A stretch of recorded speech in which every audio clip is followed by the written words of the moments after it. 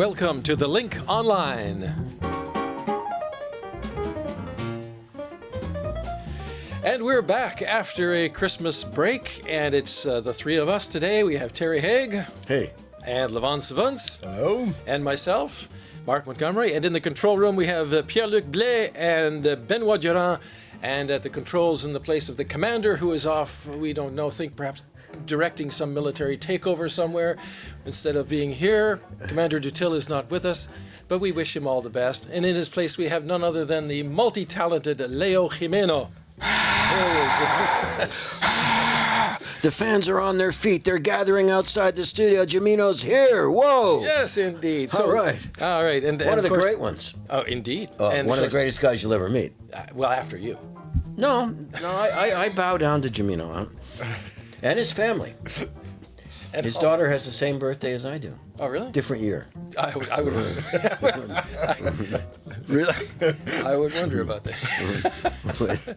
So listen, we're back after a long Christmas break. Terry, you were here most of that time. Yeah, long for you. Yeah, I mean, working hard. It must have been quiet around here. It was really quiet. You could get things done. It's tough filling that news hole. I can imagine, because everybody else is on vacation. But exactly, you guys living normal lives. I'm not bitter. I don't know if it's normal. I'm not bitter and angry. I don't know if it's normal. No, you guys want to bug off? Go ahead. Levon, what did you do over the holidays? He ate and drunk, and I've put on a few extra pounds and or kilos, or kilos in my case, and I'm trying to find a way how to get rid of that. But well, Mary Claude is gone, so you can't run up and down the stairs with her anymore. But not forgotten. Oh, well, not forgotten for sure. Is she tuning in? She better tune in. She's Come on, Mary Claude. Well, I can't tell you what I was doing, but I would just like to say to their majesties, thank you very much. You mean the royal couple? They'll know what that's what made them They'll know make what the I'm change? talking about. Is that why they made the change? Hanging out with you, Montgomery. All right. Oh, that's nice. Well, there you go. A little secret. I'm calling the Daily Mirror now? Indeed. Or the National Examiner or something. That kind of took a lot of guts for them to do that, though, what they're doing. I suppose. You talk about leaving home. Or they're really desperate. Well, no, but you talk about leaving home, man. There might be Balmoral. That's a home to leave. There might be some internal friction there too. You don't know. Oh well, maybe. I don't know. We'll have to get the Enquirer and find out the latest. Anyway, back onto the subject at hand. We have some interesting stories to you, some very important stories as well, and of course, the major international news is that terrible tragedy of the airliner being shot down. Levon, you've been looking at this in various aspects, including from the Prime Minister's point of view. Yeah, and Prime Minister Justin Trudeau said earlier that Canada has intelligence indicating that that plane was shot down by Iranian missiles. And I'll be looking at a story about what's going on internally in Iran and how the death of that Iranian general may be tied into internal politics, which is affecting the external situation. And so that's kind of an interesting story as well. And Terry, for something completely different, look back at 2019 and look ahead to 2020 in terms of animal rights. Animal rights, yeah. I have a little bit of an interview with my friend Camille Labchuk, who she reminds me so much of my sister, man. She's feisty, she's smart. It's like my sister got all the brains in the family, too. So she runs Animal Justice, and the animal rights activists had a great year last year. So we'll talk a little bit about that. Okay, well, let's start off with this international story. And Levon, as you said, Prime Minister Justin Trudeau made some to use the word, explosive allegations on Thursday regarding the crash of that Ukraine International Airlines Flight 752 in Iran. What's the story? Well, let's remind our listeners the Ukrainian passenger jet crashed on early Wednesday morning local time on the outskirts of Tehran, killing all 176 people on board, including 63 Canadians. What's more, most of the passengers on this Kiev-bound flight were eventually connecting to Canada. So there were 82 Iranians on board, 63 Canadians, 11 Ukrainians, 10 Swedes, 4 Afghans, 3 Germans, and 3 British citizens. But 138 of them were eventually coming to Canada. What's interesting, and we mentioned this, is that this plane crashed just hours after Iran launched nearly 2,000 missiles at two Iraqi bases housing U.S. and allied troops, including Canadians. The Iranian attack was in retaliation for a UN drone strike that killed a very prominent Iranian General Qasem Soleimani, the commander of their elite Quds force. And I mean, this was a huge story in Iran. Millions of people showed up for his funeral. There was a huge stampede that in itself, I think more than 50 people died in that stampede. And the fact that this plane crashed during this period of military tensions with the U.S., there was always, right from the beginning, suspicions, rumors, conspiracy theories that this may have something to do with these military tensions. Because this was a new plane. It was Yes, this was a plane that was delivered in 2016. It had undergone its scheduled maintenance just on Monday, so just 2 days before it crashed. And almost right away, this rumor started popping up. People started noticing things in the wreckage, in the footage of the wreckage. For example, somebody noticed something that looked like the nose cone of a Russian surface-to-air missile. People started noticing that some of the patterns on the pieces of wreckage that were shown looked like they had shrapnel. Had been hit by shrapnel. And so on Wednesday, Prime Minister Justin Trudeau held a press conference, and during this press conference, he was asked point blank whether he could rule out that the plane was shot down. And very interestingly, he said no. But at the time, he said it's too early to speculate, and it was important for Canada and for the international community to get an investigation going and get all the answers. And then on Thursday morning, something changed. Prime Minister Justin Trudeau called in reporters again in Ottawa, and here's what he had to say. We have intelligence from multiple sources, including our allies and our own intelligence. The evidence indicates that the plane was shot down by an Iranian surface-to-air missile. This may well have been unintentional. This new information reinforces the need for a thorough investigation into this matter. Canada is working with its allies to ensure that a thorough and credible investigation is conducted to determine the causes of this fatal crash. As I said yesterday, Canadians have questions and they deserve answers. It is now more important than ever that we know exactly how such a tragedy could have happened. The families of the victims and all Canadians want answers. I want answers. That means closure, transparency, accountability, and justice. And this government will not rest until we get that. And that was Prime Minister Justin Trudeau speaking to reporters in Ottawa on Thursday. Iran, of course, is denying these allegations. The head of the Iranian Civil Aviation Authority, Ali Abedsadeh, says it was scientifically impossible for the Ukrainian jet to be shot down by Iranian missiles. It says that several other planes were in the air, flying in and out of the Tehran International Airport. He insists that there's perfect coordination between the Iranian military and the civil aviation authorities there. Now, on Thursday, Iran released a preliminary report into this accident or incident, and I was able to obtain a copy of this report. And it says that airline pilots never made a radio call for help, that the aircraft was turning back to the airport when it went down. The report says it crashed at 6:18 a.m., just 6 minutes after a takeoff. And I'm just going to read what it says. It says, according to witnesses, people on ground, as well as the crew of the passing flights in higher altitudes, observing and reporting the event, a fire appeared on the aircraft, which was intensifying. Then the aircraft impacted the ground, causing an explosion. So this is from the report that was preliminary report that was released by the Iranian authorities. They're the ones who are conducting this investigation. This is under the so-called Chicago Convention, under what's called an Annex 13 investigation. Iran, as the country where the incident occurred, has the authority to conduct the investigation. I also spoke with the Iranian representative to the International Civil Aviation Organization. It's the UN agency that kind of oversees international civil aviation, and it's based right here in Montreal.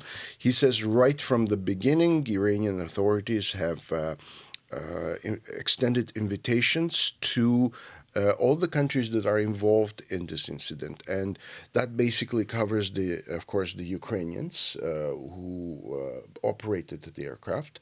Under the convention, the country that designed and manufactured the aircraft, so because this was a Boeing 800, so a 737-800. So the Americans have been invited to participate in the investigation. The Canadians and all other countries that had passengers on this plane also have what's called a special status. So they too have been invited to participate.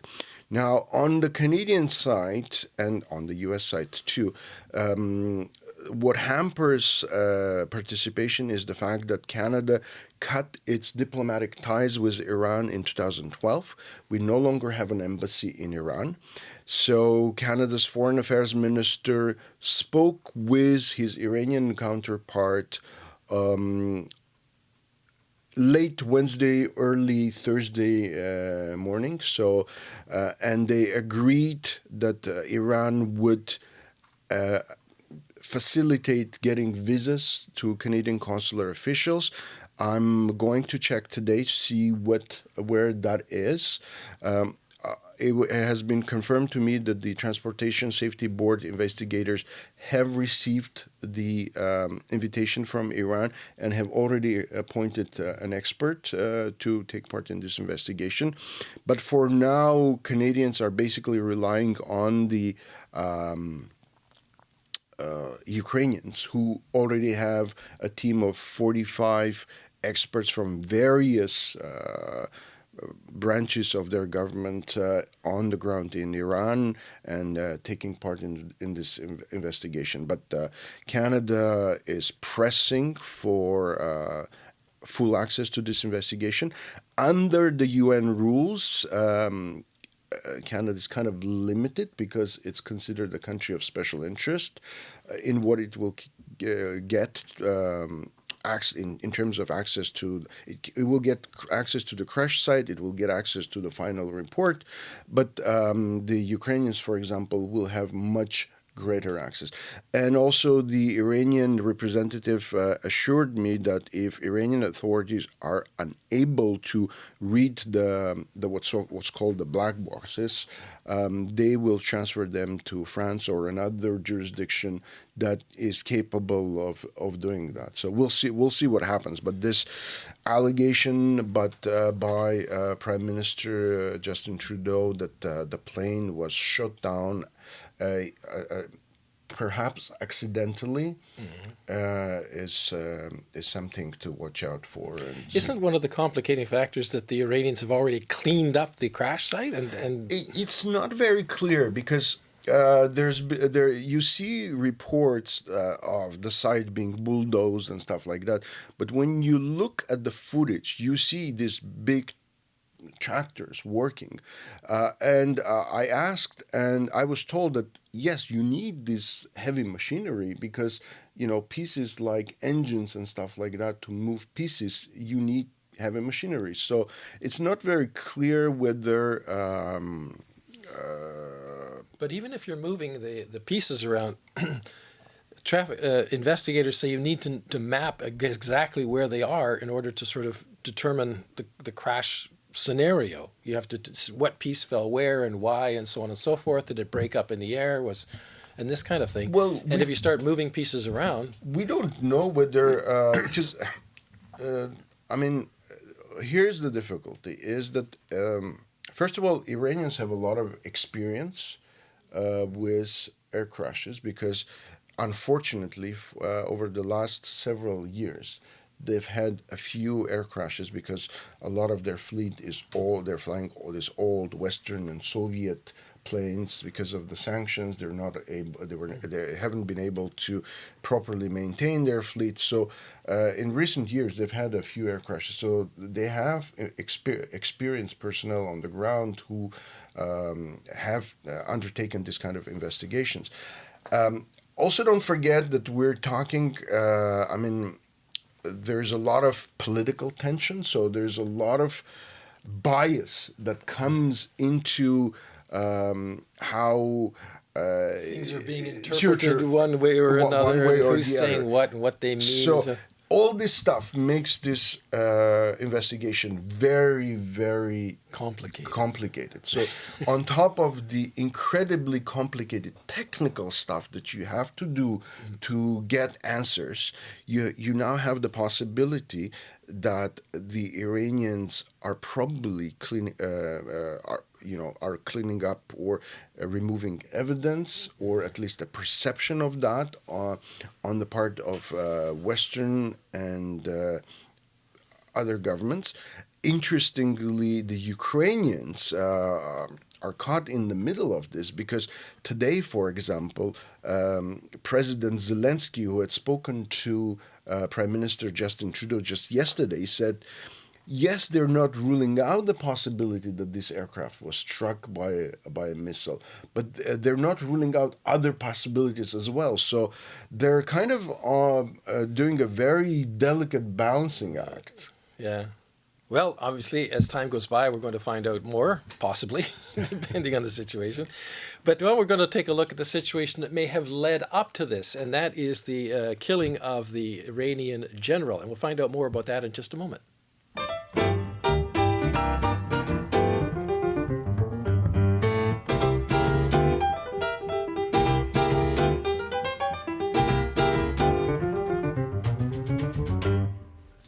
Well, as Levon just said, it's now believed an Iranian anti-aircraft missile seems to be the cause of the tragic downing of that civilian jetliner.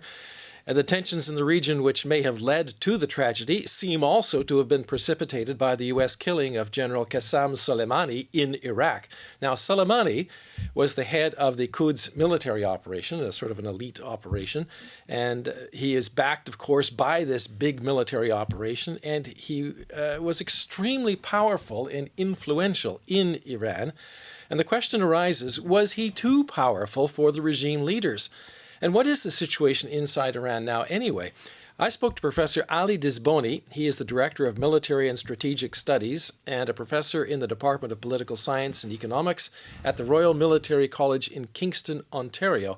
And in this excerpt, I asked him what the Iranian general would have been doing in Iraq in the first place, where he was killed.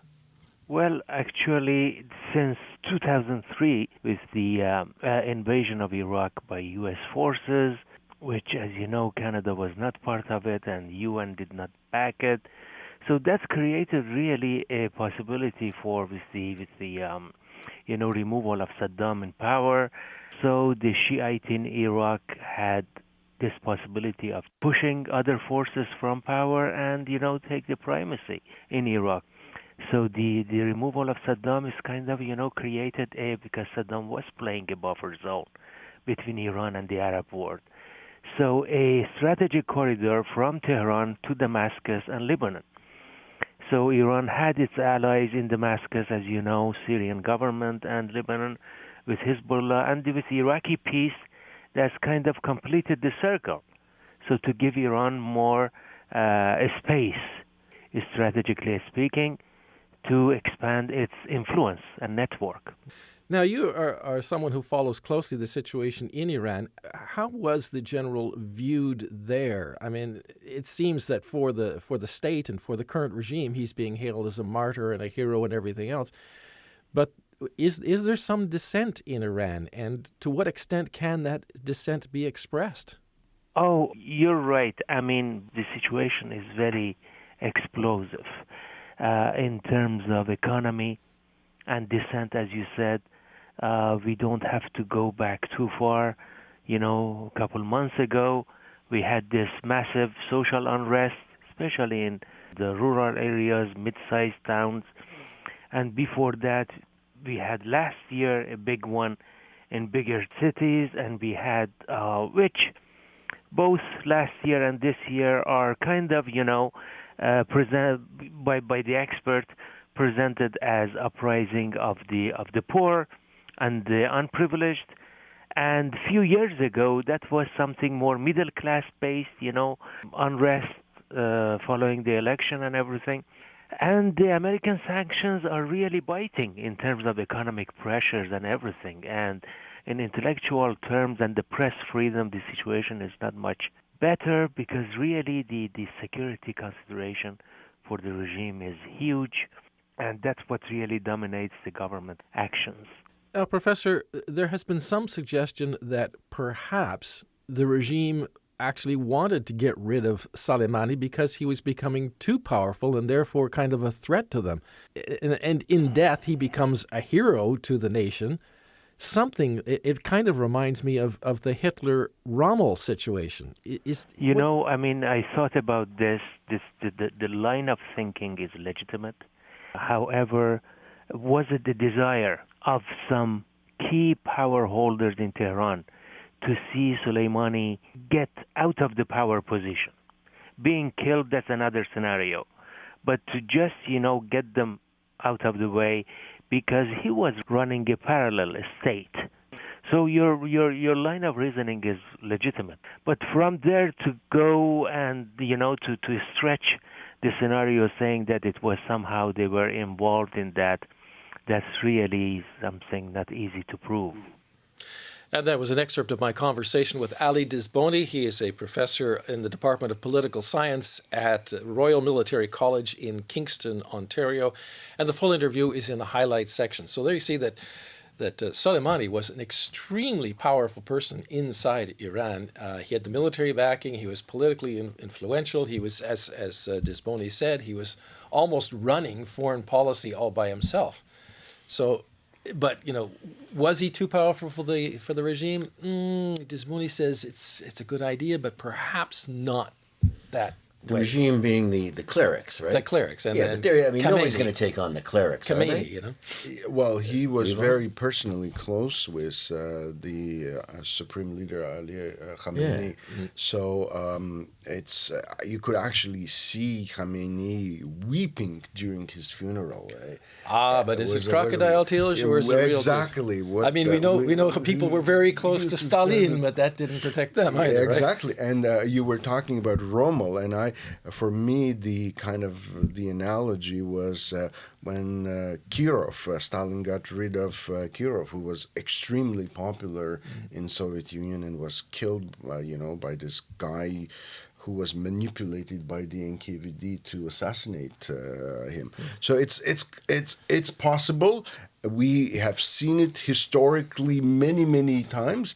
I'm not very sure we have the evidence yet to support that. But the question is also that a lot of people were asking was, why now? I mean, the Americans have not shown any evidence that he was planning something. Yeah. They say he was, but they haven't backed it up yet.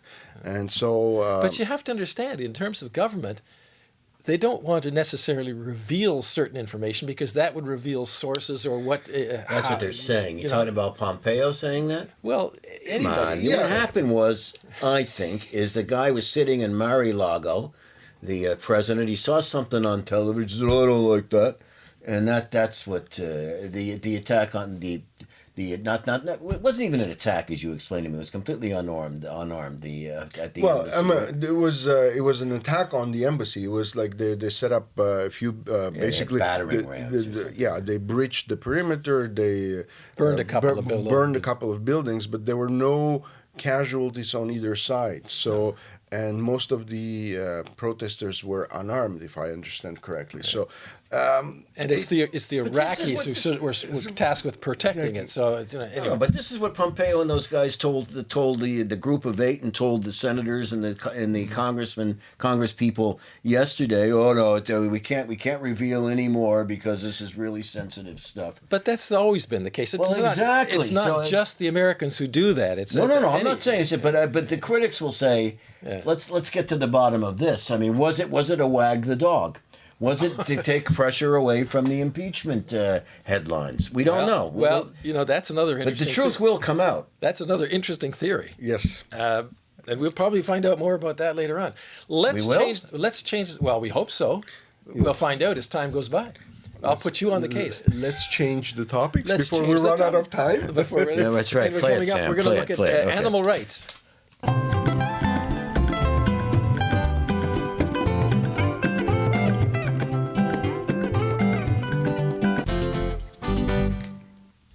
Well, they're dancing in the control room anyway. So. It's Leo, he's from Argentina. Well, we're going to change the subject completely because this is the beginning of the new year, and traditionally this time of year and just before the end of the old year, we look back on the year that has come before. And you did this in terms of animal rights, Terry. That's right, Mark. I spoke with Camille Labchuk. She's a lawyer. She's the executive director of Animal Justice. And she's a real feisty fighter for animal rights. And as it turns out, animal activists had a fantastic year in 2019. And I asked her if she agreed that this was their best year ever, the best year ever for animals and for the activists who fight for them. I completely agree. For the first time in 2019, we saw Parliament pass serious new animal protection laws. And this hasn't happened, Terry, since the 1800s.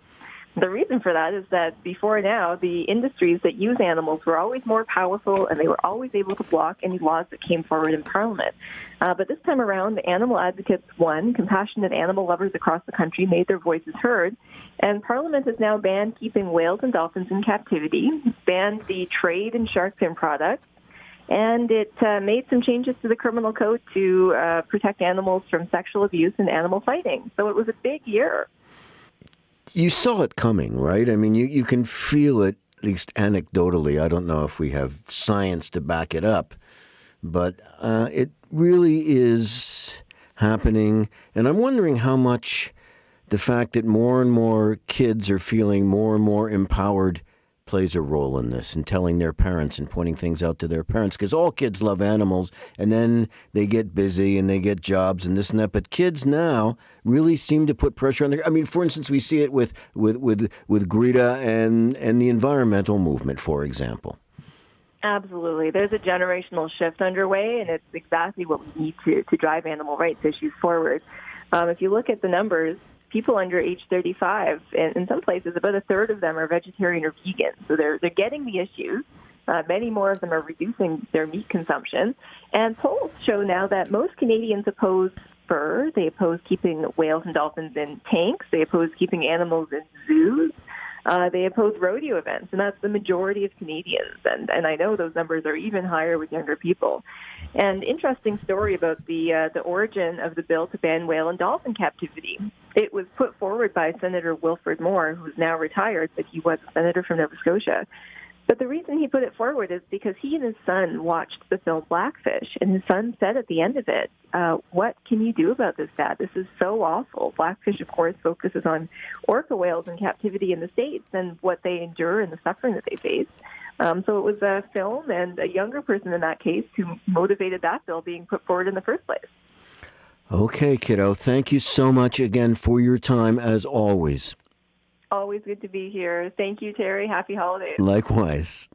That's part of my conversation with Camille Labchuk. She is a lawyer and the executive director of Animal Justice, an organization that has the perfect name, a perfectly fitting name for what its aims are. It's life imitating art, or art imitating life. Well, I'm quite glad about the whales and dolphins thing, because I mean, keeping these giant animals or super intelligent animals in a pool strikes me as pretty bizarre. It's like dealing with you. Our desks are right next to each other. They keep me in a little box by my desk with a computer. It's terrible. I need freedom. I'm a overwhelming person.